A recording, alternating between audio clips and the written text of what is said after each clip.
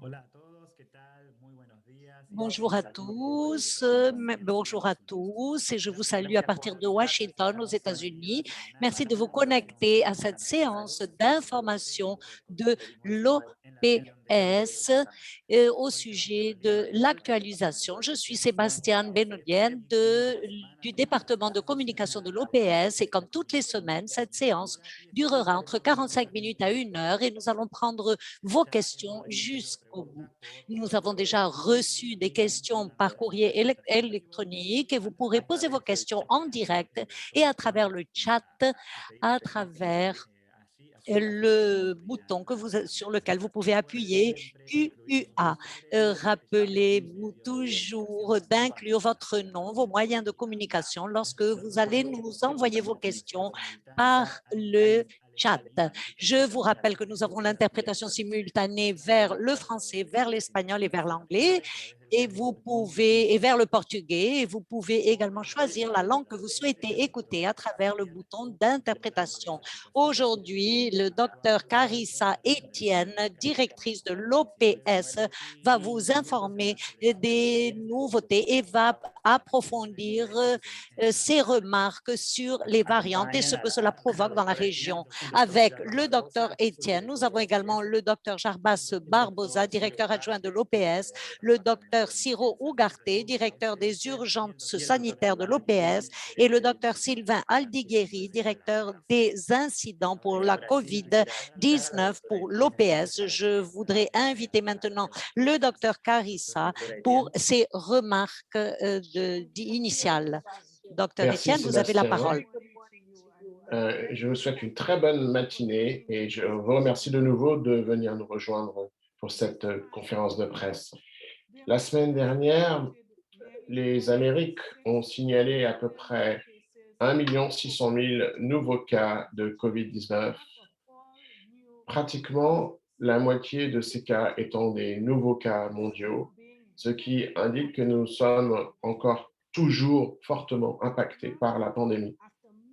Cependant, après de nombreuses semaines d'augmentation des cas et des morts du COVID, nous commençons à voir et à observer des tendances d'amélioration dans les pays les plus affectés, y compris les États-Unis et le Brésil. Nous observons également des signes positifs au Panama, au Costa Rica, au Chili et en Argentine. Donc, c'est un motif d'espoir, mais pas encore disons, de commémoration.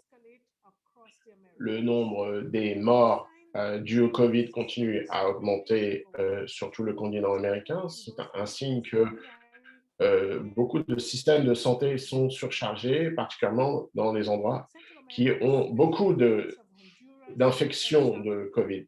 En Amérique du Sud, particulièrement des parties d'Honduras, de Salvador et de Guatemala, signalent une augmentation des cas dans les 2 dernières semaines, de même que la région amazonienne, le long de la frontière entre le Brésil, la Colombie et le Pérou. Les Caraïbes font face à une augmentation signifiante des infections, surtout en République dominicaine, à Cuba, à la Barbade et à Sainte-Lucie. La transmission Covid est très dynamique et touche les pays et les sous-régions de manière différenciée, grâce en général aux mesures de contrôle que nous avons mises en place. Mais c'est la nature de cette pandémie. Les augmentations de la transmission augmente à chaque fois que nous baissons la garde et que nous ne mettons pas en place les mesures de prévention qui ont euh, prouvé qu'elles étaient capables de limiter la propagation de ce virus. Une réponse bien coordonnée qui utilise toute la gamme des mesures de santé publique est notre meilleur espoir pour stopper cette transmission à court terme. Je sais qu'il y a eu beaucoup de soucis par rapport à ces variants. Quand un virus circule, il subit des mutations et il s'adapte. Ce n'est pas rare. C'est d'ailleurs une caractéristique biologique qui est attendue des flambées virales. Plus un virus se propage, plus il est probable que des variants vont émerger. Donc, ce n'est pas inattendu qu'un virus aussi diffusé que la COVID-19, qui circule dans le monde entier, ait provoqué innombrables variants depuis le début de cette pandémie. Pour la plupart, ces variants ont très peu de conséquences sur la transmission ou la sévérité de la maladie. Euh, de façon occasionnelle, quelques-uns de ces variants peuvent changer et vont affecter la manière dont ce virus se comporte, et ces variants doivent être suivis de près. Et donc, nous dénominons ces variants préoccupants. Et donc, aujourd'hui, je voudrais justement parler de ces variants préoccupants et partager avec vous ce que nous savons sur eux et comment nous pouvons les surveiller et lutter contre eux sur le continent américain. Même si certains de ces variants, si on parle de ces variants en utilisant le pays dans lesquels ils ont surgi en premier, par exemple le Royaume-Uni, le Brésil et l'Afrique du Sud, leur circulation ne se restreint pas à ces endroits. Donc, nous espérons vraiment que l'OMS renommera d'ailleurs certains de ces variants pour éviter de stigmatiser les pays dans lesquels ils ont surgi pour la première fois. Et il est important de faire remarquer que nous avons identifié les 3 principales variants préoccupants qui circulent sur le continent américain. Et au moins 19 pays de notre région ont signalé au moins un de ces variants préoccupants, même si l'OPS est en train d'analyser, de mettre à jour ces données de façon continue. On commence à avoir des preuves que certains de ces variants, par exemple, ceux qui ont été détectés pour la première fois au Brésil et au Royaume-Uni, sont susceptibles d'être transmis de façon plus facile d'un humain à un autre et d'accélérer la croissance des cas Covid. Même si on n'a pas encore tout le panorama global, les choses commencent à devenir assez claires. Chaque nouveau variant préoccupant doit être surveillé de façon continue pour détecter tout changement dans la manière dont il se comporte et il se propage pour s'assurer qu'on prend des mesures adéquates pour les contrôler. Donc, aucune raison de s'alarmer, mais il faut rester attentif. Et je voudrais insister sur 3 points importants. Premier point, il est important que notre réponse à la pandémie soit guidée par les preuves et pas par la spéculation. Notre réponse à la pandémie doit vraiment suivre les preuves scientifiques et pas la spéculation. Et c'est ce que l'OPS travaille de façon très étroite avec certains des meilleurs scientifiques dans le monde. Certains d'entre eux, d'ailleurs, sont basés travaillent dans notre région. Il y a des équipes de recherche exceptionnelles qui travaillent sur le terrain dans un endroit comme Manaus au Brésil et qui se centrent sur ce problème et cette question de nous fournir des informations le plus rapidement possible.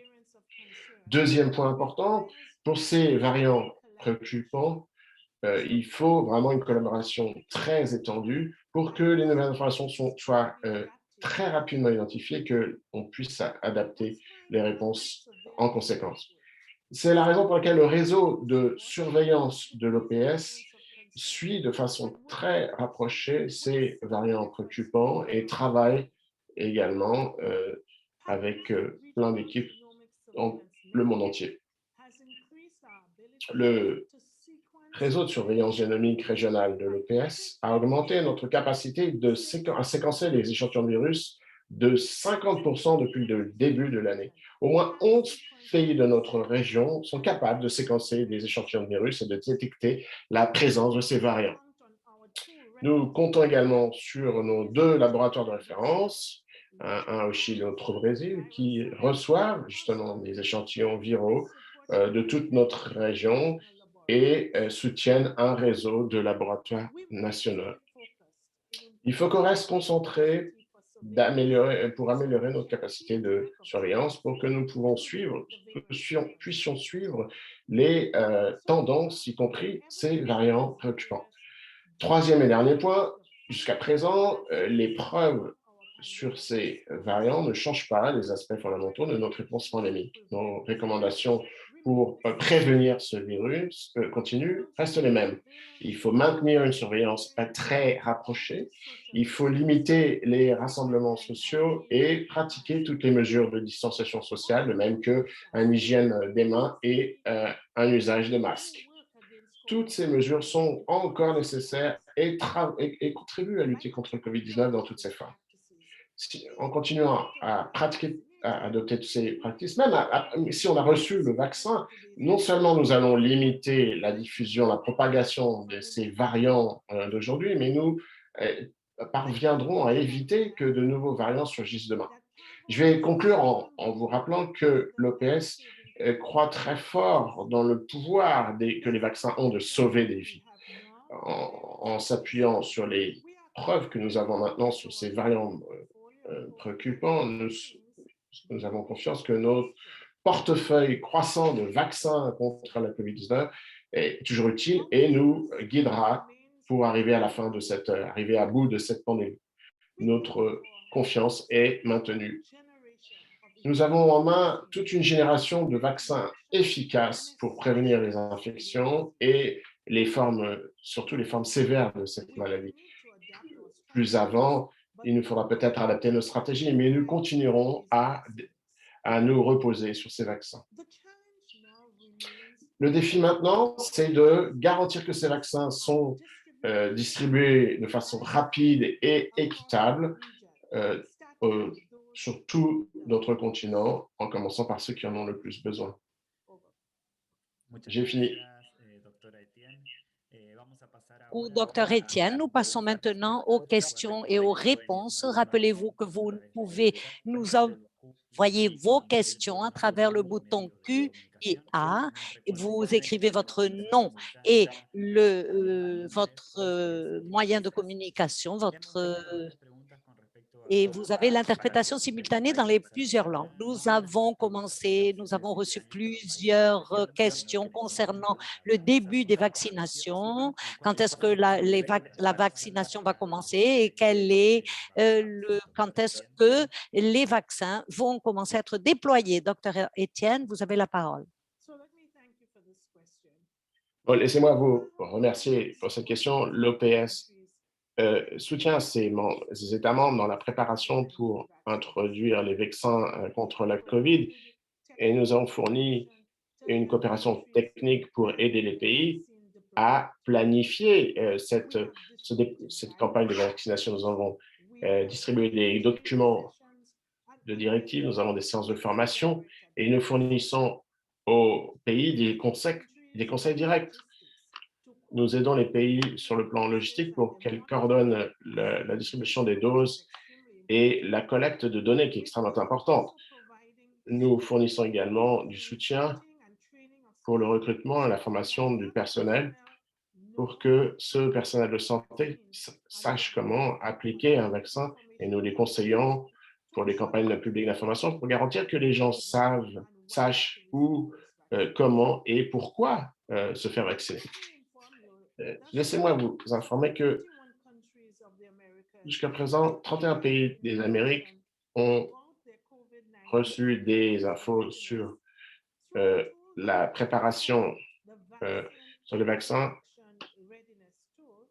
un outil de préparation VRAC, et c'est une plateforme en ligne qui est entretenue par l'OPS, l'UNICEF et WENBAC. Sur ces 30 pays, 21 ont partagé leur plan national de vaccin et 25 ont analysé leurs procédures. Le grand défi que on pourrait identifier pays par pays est lié au système d'information et qu'il n'y a pas suffisamment de personnel qualifié à disposition. Nous avons remarqué que 20 pays jusqu'à présent ont analysé leur capacité d'encadrement pour traiter cette campagne de vaccination. Parce qu'il y a des vaccins qui ont besoin d'une température entre 2 et 8 degrés positifs. Donc, c'est à peu près le même équipement qu'on utilise dans les programmes d'immunisation. Donc, j'ai fait une déclaration. Je crois que nos pays sur le continent américain ont beaucoup d'années d'expérience en immunisation en couvrant 90% de la population de leur pays respectif. Donc, ils ont une expérience suffisante pour lancer des campagnes d'immunisation. Donc, nous les aidons à lancer et accélérer cette expérience pour qu'ils soient prêts à déployer ce vaccin contre le COVID de façon immédiate. Merci, docteur Etienne. Pour continuer sur ce sujet, la question de Cécile Romero, qu'elle aimerait avoir plus d'informations au sujet des vaccins et les systèmes de préparation pour la réfrigération et également toutes ces questions sont posées pour Honduras et El Salvador et qui ne commencent pas encore la vaccination. Il souhaiterait avoir plus d'informations au sujet des rapports qui ont été remis. Docteur Barbosa, vous avez la parole. Merci pour la question. Comme Madame l'a dit, le directeur, nous avons commencé à soutenir le pays pour leur plan de vaccination et leur calendrier de vaccination à partir du mois de mars de l'année dernière.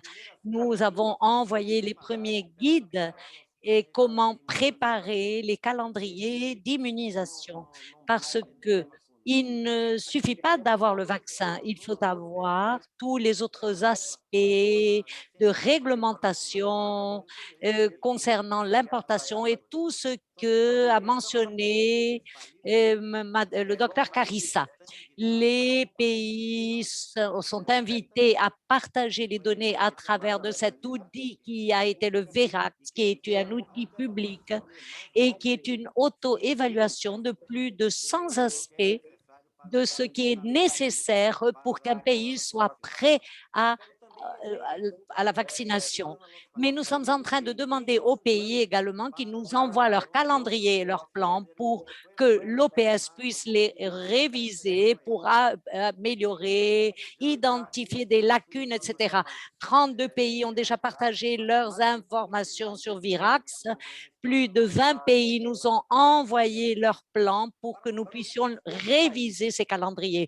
Pour les 10 pays qui vont recevoir le vaccin à travers du mécanisme COVAX sans avoir besoin de payer, d'acheter les vaccins, et les 4 pays que la journaliste a mentionné, 3 de ces pays, donc Honduras, El Salvador, etc., Guatemala, ont dit qu'il faut rapidement qu'ils nous remettent leur plan de vaccination, leur calendrier, et nous, en tant qui formons partie du comité régional de la COVAX, nous allons réviser et voir tous les aspects et également leur suggérer certaines pas à franchir. Ces 4 pays de la région nous sont en train d'avancer concernant la préparation parce que ce sera vraiment fondamental pour que la remise des vaccins soit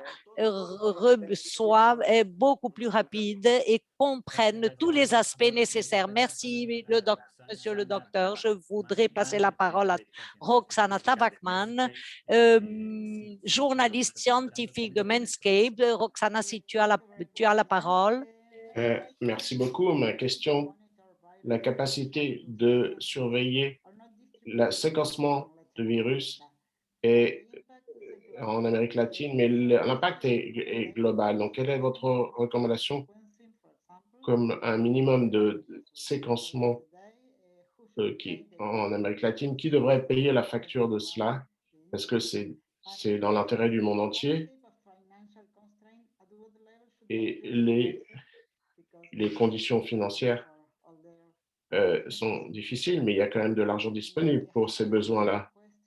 Et ma deuxième question, quelle est votre recommandation pour l'Amérique latine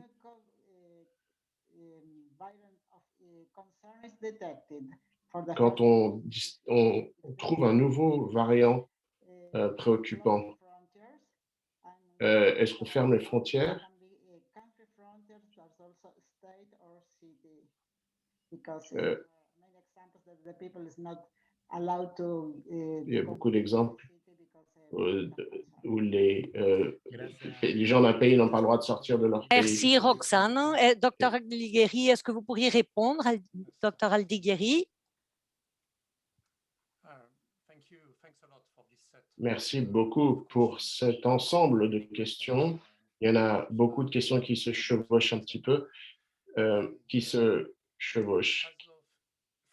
En ce qui concerne, d'abord, la professeure Étienne nous a fourni un panorama très complet sur la manière dont on procède à cette surveillance génomique, dans cette phase de la pandémie. Pour vous fournir des informations plus précises et également essayer de répondre à vos préoccupations. Donc, il y a 2 jours, 32 pays du continent américain ont téléversé leur génome sur la plateforme double qui s'appelle GS7. Ça veut dire 113 000 génomes ont été téléversés par ces 37 pays. Cela représente 20% du total de génomes publiés au niveau mondial. Donc, c'est très important, c'est significatif.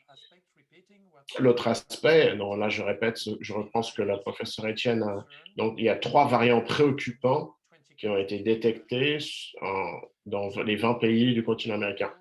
Donc, notre principal objectif du réseau régional de surveillance génomique, c'est la couverture géographique de la surveillance, mais également le nombre d'échantillons qui sont séquencés sur tous les cas qui sont confirmés dans les laboratoires. Ce réseau,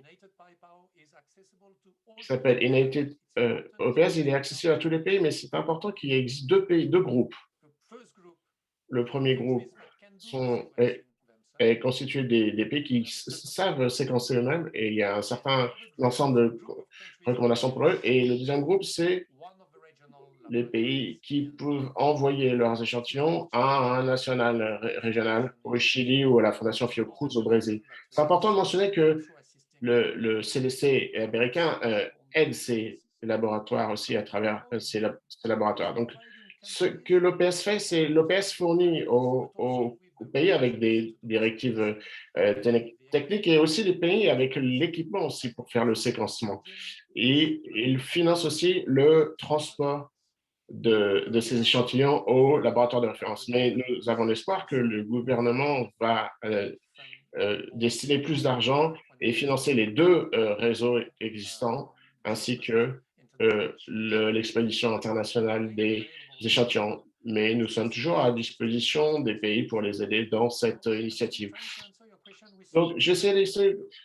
Et alors, pour répondre à votre question, 2 niveaux de priorité. Premier niveau de priorité, c'est pour une coordination et l'intégration des réseaux nationaux dans chaque pays. Par exemple, en intégrer les institutions universitaires. Bon, que tous les laboratoires soient soient bien en phase. Mais aussi en connectant le système épidémiologique génomique et le système génomique qui déclenche pour augmenter le taux de séquencement. Par exemple 1, l'incident sur un territoire qui change, par exemple, qui augmente de 50% sur une courte période. Concernant les mesures de santé publique dans le contexte d'un variant préoccupant, on en a 3 en ce moment, signalés sur 20 pays du continent américain.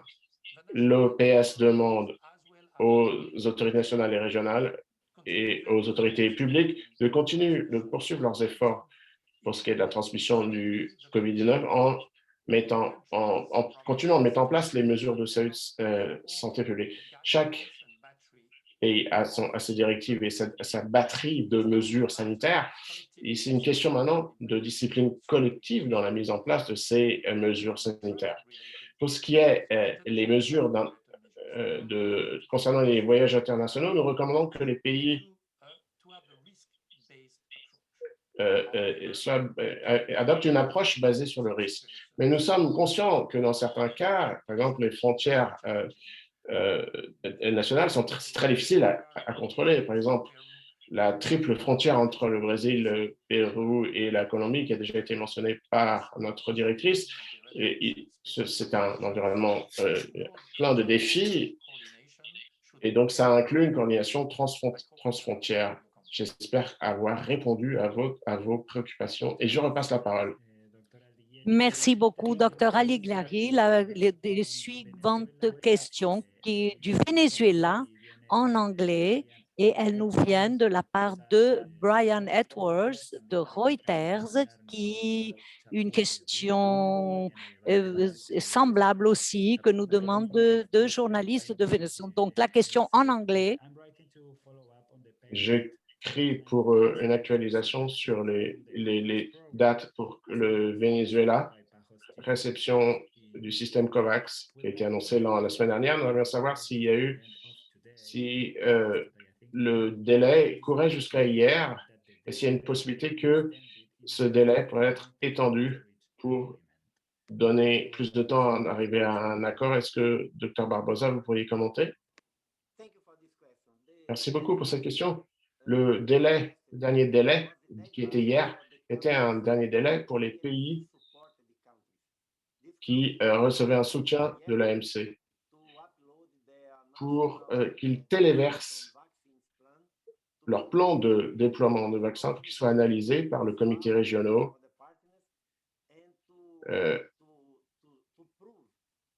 pour qu'ils prouvent qu'ils sont prêts à recevoir et à distribuer les vaccins.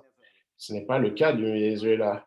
Le Venezuela fait partie du COVAX, du mécanisme COVAX. On est en négociation avec le mécanisme, parce que le Venezuela aurait dû effectuer le paiement d'ores et déjà, mais vu à la situation difficile du Venezuela, ça prend plus de temps que prévu et nous demandons que COVAX soit plus flexible dans son calendrier de réception du paiement et pour que le Venezuela reste dans la liste des pays qui s'autofinancent.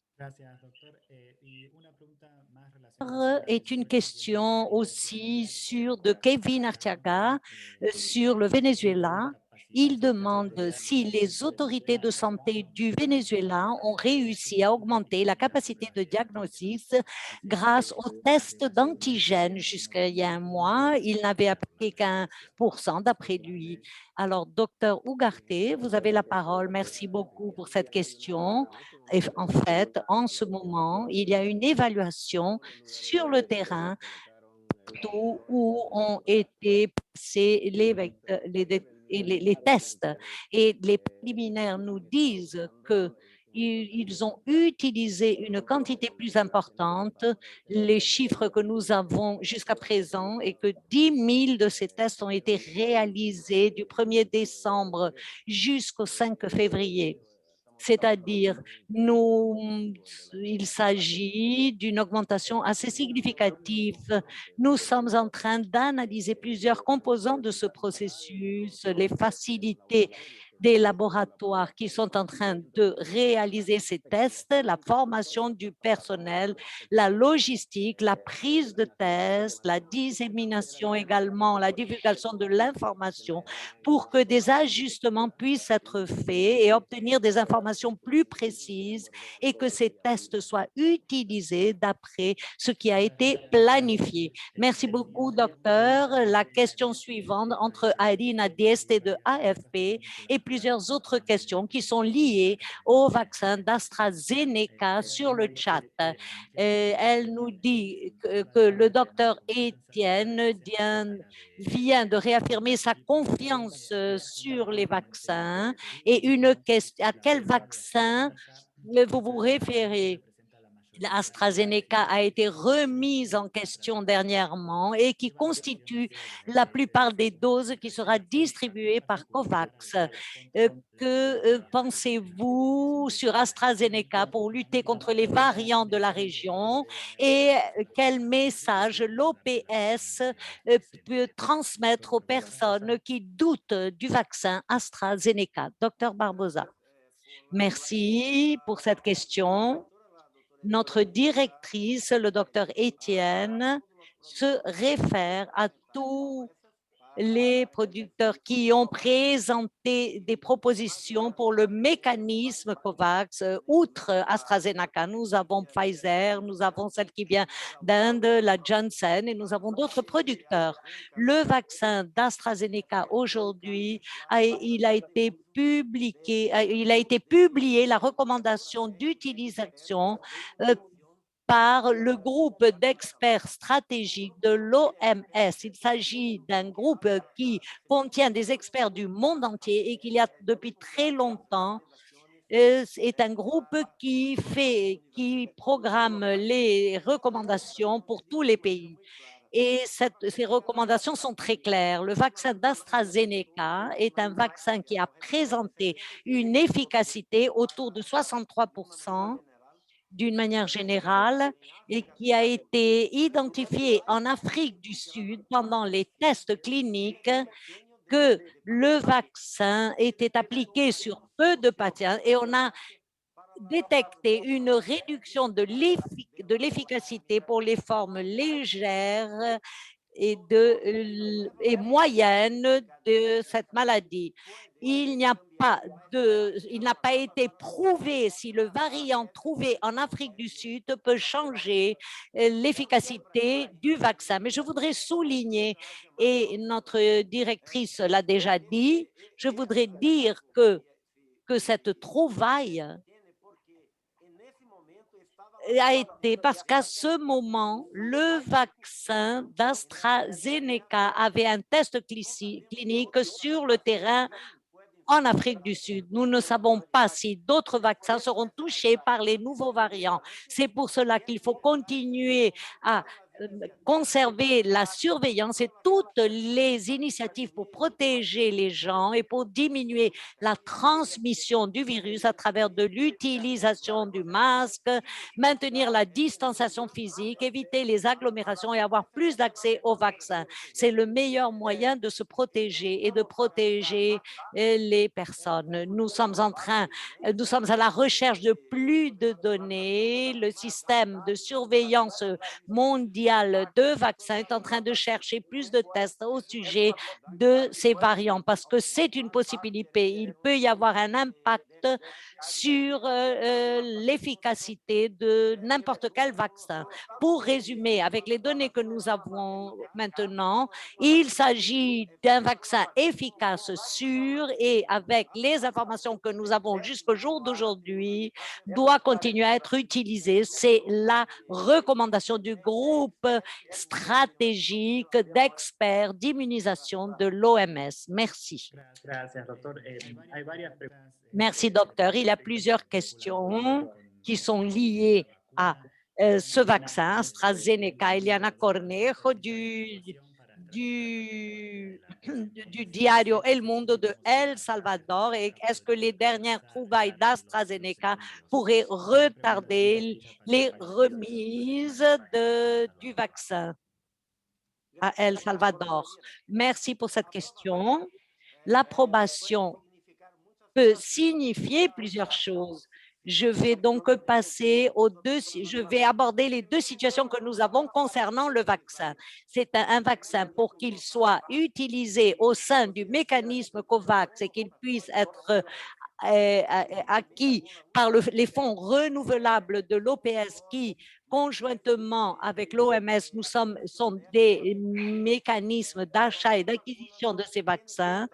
Tout vaccin doit être préqualifié ou avoir l'autorisation d'utilisation d'urgence venant de l'OMS. Le vaccin d'AstraZeneca est passé par des évaluations et nous espérons que l'autorisation pour l'utilisation d'urgence sera approuvée prochainement, lundi par exemple, parce que cette évaluation est une évaluation qui est faite pour 3 vaccins, parce qu'on évalue le vaccin d'AstraZeneca original et les 2 sites de production du vaccin AstraZeneca qui vont fournir des vaccins pour le mécanisme COVAX. L'Institut indien et celui de la Corée du Sud qui est Biosat. Donc, c'est un processus un petit peu plus complexe parce que l'on évalue le vaccin original et par la suite les deux autres sites. Et si tout le processus a les mêmes ou répond aux mêmes standards, contient la même qualité, mais cela sera conclu le vendredi ou le lundi. Un autre point, c'est la recommandation d'utilisation. Le vaccin est recommandé. Le comité, comme je l'ai déjà dit, le groupe stratégique des experts en immunisation s'est rencontré le lundi, a revu toutes les données et aujourd'hui ont publié leurs recommandations et ils disent que oui, on peut utiliser ce vaccin. Cette recommandation sert, comme pour n'importe quel autre vaccin, doit continuer à être suivie avec toutes les données nécessaires de la vie réelle, qu'est-ce qui se passe avec l'utilisation du vaccin, etc. Ceci est nécessaire non seulement pour le vaccin AstraZeneca, mais concerne tous les vaccins qui sont en train d'être utilisés pour que les recommandations s'ajustent aux données dont ils ont besoin. Rappelez-vous que les données des essais cliniques et cette réduction, cette diminution qui a été détectée en Afrique du Sud concerne un nombre de cas très restreint. Il faut avoir plus de données pour pouvoir émettre toutes ces choses-là au vaccin pour adapter les recommandations avec les données que nous avons jusqu'au moment actuel. Oui, on peut utiliser au sujet des dates concernant la remise des vaccins, c'est le 15 février. Les premiers qui recevront ces informations seront les pays et ces pays vont partager avec les journalistes ces informations de la remise. Donc, lorsque les pays recevront les informations, ils vont le partager. Le mécanisme COVAX va informer à chaque pays la date et la quantité qui sera reçue par les pays pour que les pays puissent adapter leur calendrier de vaccination grâce à la disponibilité des vaccins. Merci beaucoup. Nous avons ici nous avons une question ici de Miguel Lucia Sol du journal La Nation Argentine. Miguel Lucia Sol, tu as la parole. J'aimerais savoir quelles sont les difficultés que les réfugiés et les migrants ont concernant l'accès aux vaccins dans les pays. Merci, Lucia. Docteur Ugarte, merci Ugarte. C'est une question très importante parce que il y a beaucoup d'immigrants. L'on disait que les migrants répondent à un grand nombre. Dans ce sens, un des problèmes principaux que les immigrants ont, c'est la réglementation concernant leur situation légale dans les pays.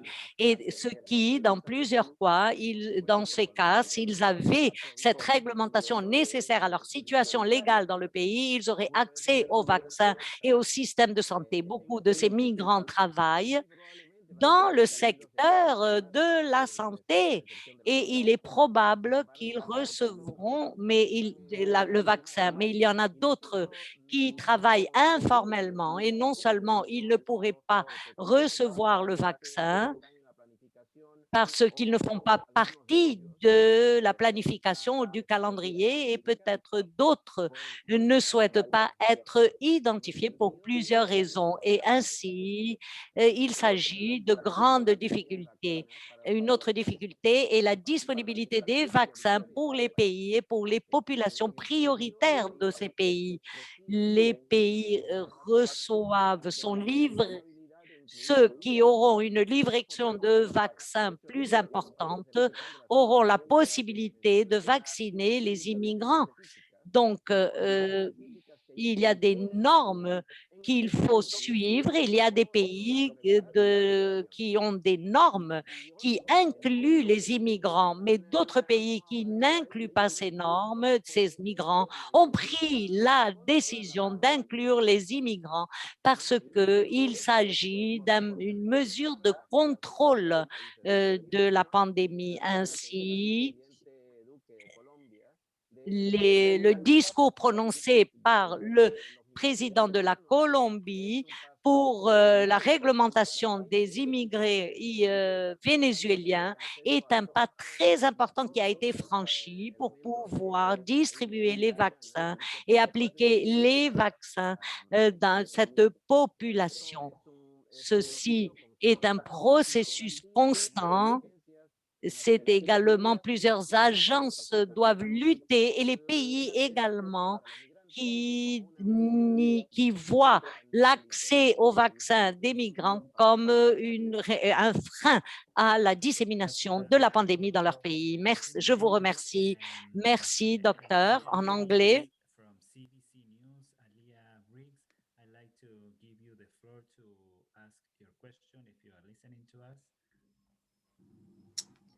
Thank you, Sebastian. Merci, Sébastien.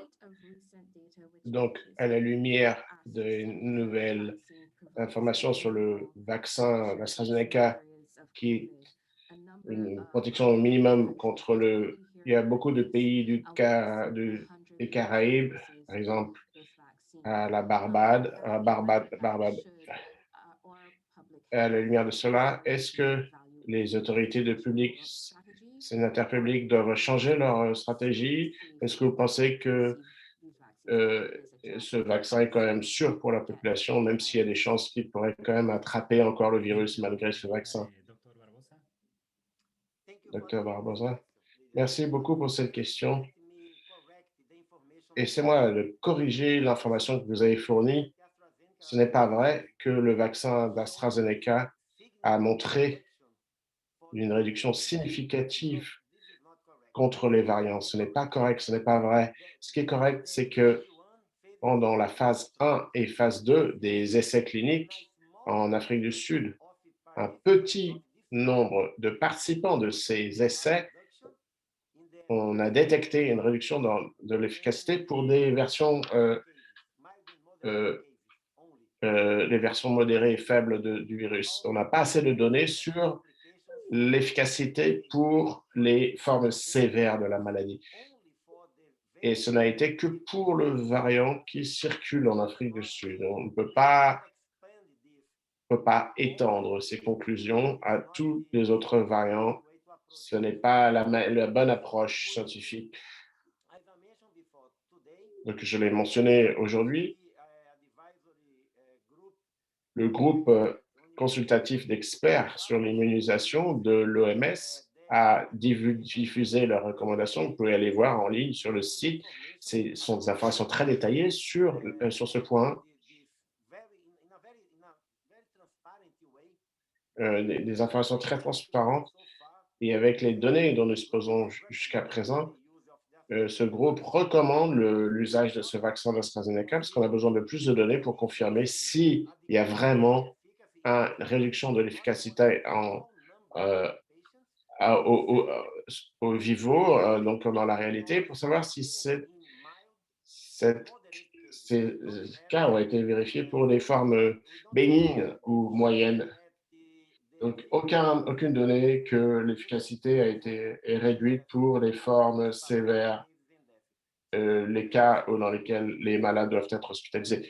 Donc, utilisez ce vaccin et recueillez plus de données sur ce vaccin pour tous les vaccins d'ailleurs qui pourraient être affectés par ce nouveau variant. Donc, continuez à vacciner et en même temps, recueillez plus de données pour voir quels sont les effets réels de ces nouveaux variants sur les vaccins disponibles. Merci.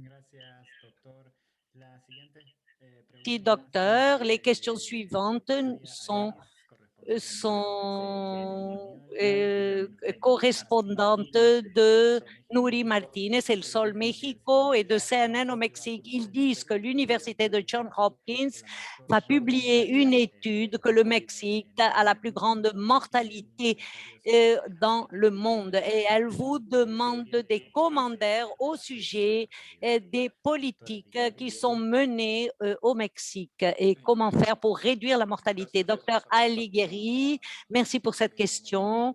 CNN Mexique et votre autre collègue journaliste au Mexique. Tout d'abord, j'aimerais souligner que le Mexique notifie les cas de la manière en suivant les recommandations. Et en fait, le Mexique se trouve en 3e place concernant la mortalité causée par le COVID dans la région des Amériques. Ensuite, les États-Unis qui ont 460 000 décès, le Brésil avec plus de 232 000 décès, et le Mexique vient en 3e lieu avec un accumulé de plus de 166 000 décès causés par le COVID. L'on a détecté au Mexique des cas qui a eu un pic dans des semaines précédentes, la 3e semaine du mois de janvier 2021. Et ce que nous pouvons observer en ce moment, c'est que le nombre de nouveaux cas au jour d'aujourd'hui a une tendance de baisse ces derniers jours. Les données de mortalité sont stables, mais il nous faut tenir compte que, comme on le savait depuis le début de cette pandémie, il y a une différence de 3 semaines entre la courbe de nouveaux cas et la courbe des décès. Il est important de dire que ce qui a été détecté au mois de janvier de cette année a touché la plupart de la zone centrale du pays, qui est la plus peuplée, le district fédéral, la ville du Mexico, et ceci a saturé les hôpitaux et a compliqué également les services de soins intensifs.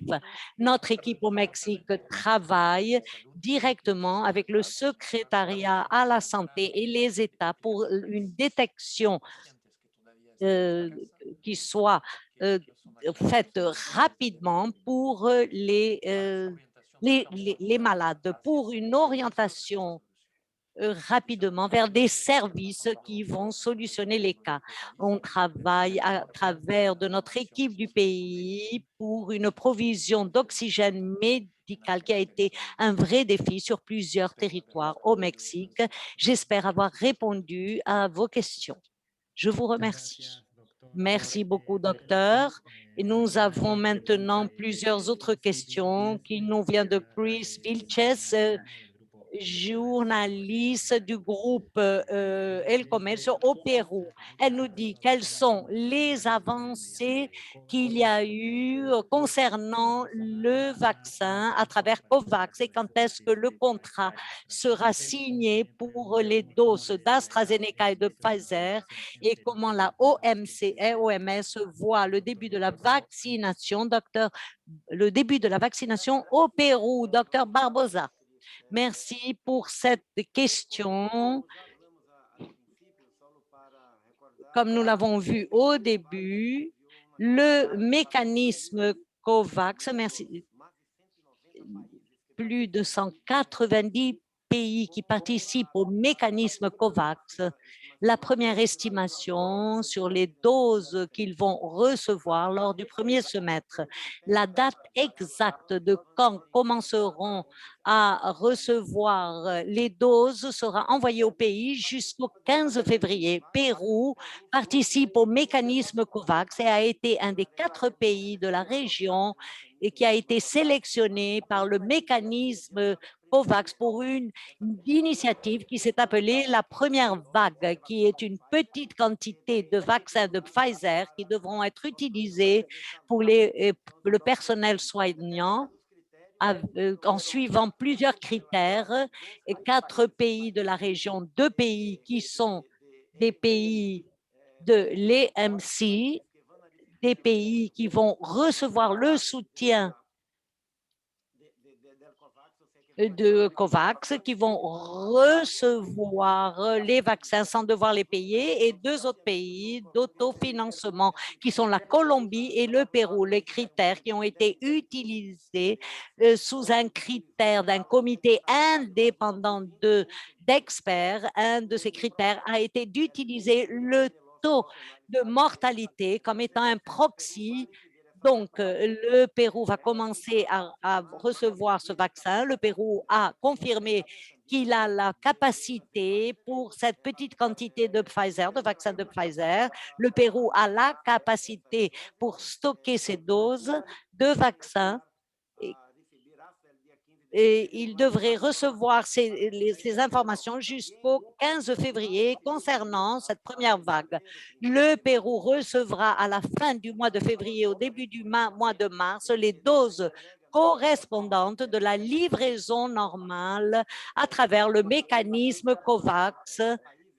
Les pays recevront ces informations au sujet des dates. Il s'agit d'une logistique assez complexe puisqu'il s'agit de 190 pays qui font partie de ce mécanisme. Nous avons des vols qui ont été annulés, mais nous travaillons dur, nous et le Fonds renouvelable de l'OPS, nous travaillons dur pour avoir le calendrier de la distribution et de la livraison des tests, des vaccins dans les pays. La décision du Pérou d'utiliser le vaccin de Sinopharm a été une décision prise par le pays. Chaque pays a la souveraineté pour décider quel vaccin il va utiliser. Mais ce qui est important, c'est que le pays puisse partager avec la population toutes les informations sur les procédés, les processus de réglementation, quelle est la base de la décision, mais nous n'évaluons pas les décisions des pays. Le vaccin de Sinopharm a été proposé au mécanisme COVAX.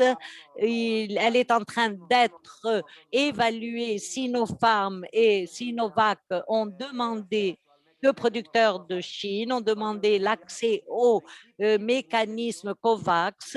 Nous avons envoyé une équipe d'inspection en Chine qui a passé plus d'une semaine en train d'évaluer les 2 usines, et nous attendons des décisions sur la préqualification, l'utilisation d'urgence pour Sinopharm et Sinovac qui nous arriveront au début mars.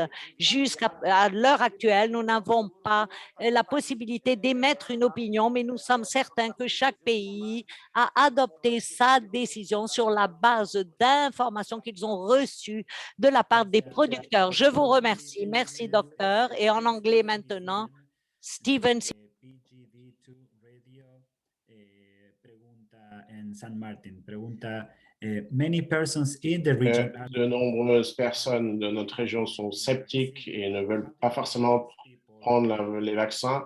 Comment convaincre les gens que se faire vacciner, c'est la bonne chose à faire? Merci pour cette question. Je crois que quelquefois on est surpris de voir que en 2021, après tellement de décennies de vaccination ont sauvé des vies humaines, on a encore toujours à répondre à cette question, mais qui est très importante parce que tu la poses, parce que beaucoup de gens, et pas seulement sur le continent américain, mais dans le reste du monde, posent la même question. Donc, il est important de dire que les vaccins dont nous disposons contre la COVID-19 sont le résultat d'une campagne inédite, d'une mobilisation dans sociétés biochimiques qui ont eu recours à plusieurs techniques. Et c'est vaccins ont profité d'autres chercheurs, d'autres recherches sur d'autres coronavirus et d'autres virus qui ont surgi dans les dernières décennies. Deuxièmement, le vaccin qui a été approuvé, ils ont eu besoin de montrer les preuves aux régulateurs dans plusieurs pays et devant l'OMS pour recevoir un préavis, une préqualification et pour une autorisation d'usage d'urgence. Ils ont dû prouver que leurs produits étaient bien aussi manufacturés et répondaient aux standards de l'industrie, qu'ils avaient réussi les tests précliniques et cliniques des phases 1, 2, 3, que leur vaccin était sûr. Et donc, il n'y a aucun...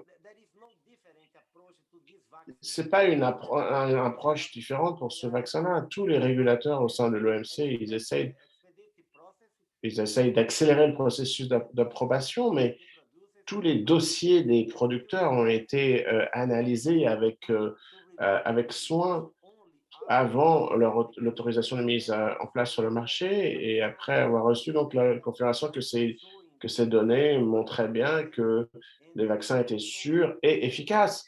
Donc, je pense que c'est très important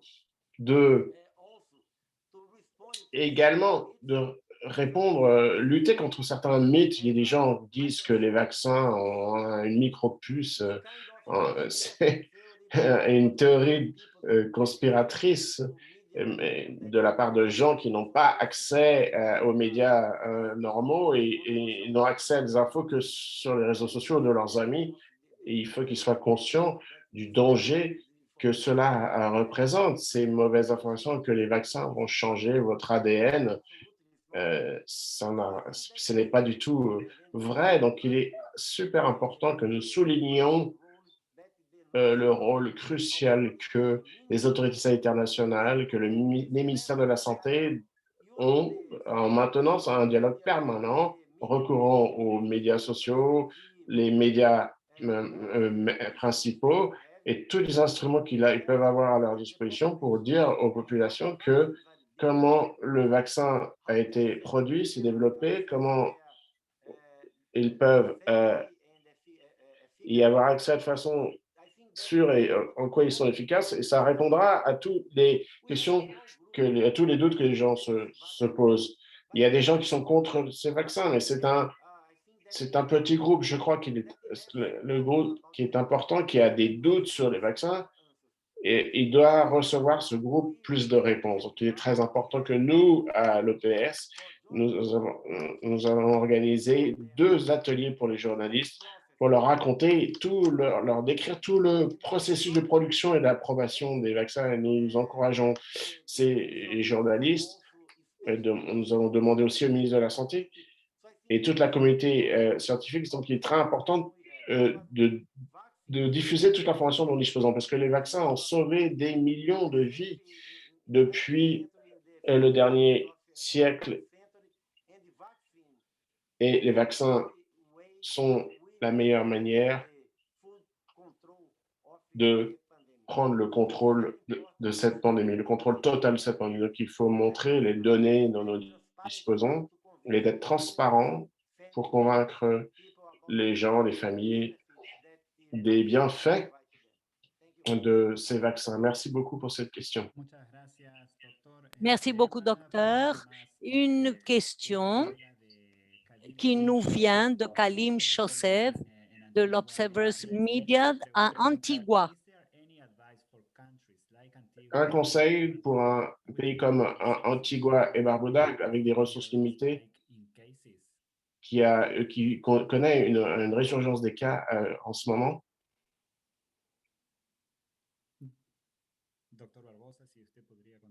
Docteur Barbosa, est-ce que vous pourriez répondre peut-être? Merci beaucoup pour cette question. Et elle est importante parce qu'il y a des pays où la vaccination n'a pas commencé. Le vaccin n'est pas une balle d'argent. Le vaccin ne va pas arrêter la transmission la semaine prochaine. Donc, probablement, nous allons observer encore une augmentation de cas. nous allons recevoir plus de vaccins et il y a plus de gens qui vont être vaccinés, mais il faut maintenir les mesures sanitaires que nous savons qui fonctionnent, avec des preuves scientifiques, distanciation sociale, masques, éviter les rencontres dans des espaces fermés. Et ce sont des mesures très efficaces d'éviter les transmissions. Donc, c'est, je crois, la recommandation générale. Bien entendu, dans chaque pays, il faut surveiller les situations locales, parce que quelquefois, il y a dans un pays une ville spécifique où la situation est assez contrôlée, mais dans une autre ville, il y a une instance de cas élevée. Donc, c'est important que les politiques surveillent ça.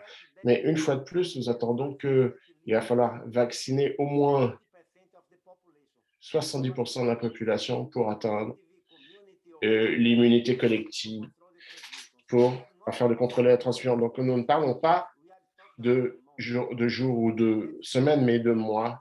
Donc, maintenons les mesures sanitaires dont nous savons qu'elles peuvent éviter la transmission, parce que ces mesures vont travailler main dans la main avec la vaccination pour éviter la transmission. Et dans un futur proche, on prendra contrôle de la pandémie du COVID-19. Merci, docteur. Nous arrivons à la fin de notre media briefing et nous avons reçu plusieurs questions au sujet des vaccins et qu'est-ce que l'OPS est en train de faire. La question est que réalise l'OPS pour accélérer l'arrivée des vaccins dans la région des Amériques. Docteur Etienne, vous avez la parole. Merci beaucoup pour cette question. Eh bien, laissez-moi commencer par qu'en Amérique latine et dans les Caraïbes, nous allons avoir besoin d'immuniser à peu près 500 millions de gens pour être capables de contrôler la pandémie.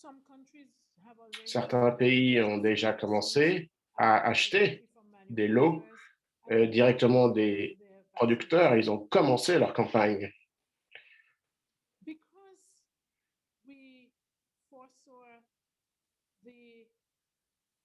Comme nous prévoyons peut-être un manque d'équité dans la distribution des vaccins, comme nous savons nous savions qu'il y aurait peut-être des problèmes de production un peu partout, nous avons formé le mécanisme COVAX. Il s'agit d'une coalition pilotée par l'OMS avec l'objectif prioritaire de fournir un vaccin pour le 20% de la population dans les pays participatifs. Donc, il y a beaucoup de pays dans notre région qui participent à ce mécanisme COVAX. Et COVAX, comme vous l'avez entendu du professeur Barbosa, le mécanisme COVAX a signé des accords d'achat avec AstraZeneca. Il y a tout un panier de vaccins qui sont en cours de négociation et sur lesquels qui vont être livrés. Des pays dans notre région commenceront à recevoir des lots de vaccins dès la fin de ce mois pour protéger leur population qui sont plus exposées aux formes sévères de la COVID-19. Cela écrit les professionnels de santé ou les populations et les personnes qui sont en première ligne dans la lutte contre ce virus. Donc, en Amérique latine et dans les Caraïbes, 37 pays vont recevoir les vaccins grâce au mécanisme COVAX. Sur ces 37, 27 d'entre eux achètent en financement de leur poche et 10 pays recevront de l'argent vu leurs difficultés financières ou la taille de leur population.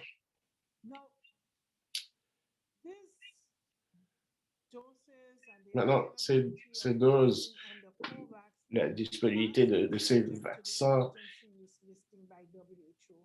elle dépend encore de la liste de la capacité de production et il y a des accords de fourniture entre les producteurs, entre l'OPS et l'OMS. L'OPS a signé un partenariat avec l'UNICEF et avec COVAX pour cette distribution, mais l'OPS commence également à examiner comment on pourrait aider les pays à couvrir un pourcentage plus important, 50 ou 60%, pour atteindre l'immunité collective et pour rendre cette quantité supplémentaire accessible au pays. Bien entendu, l'OPS et l'OMS et notre directeur général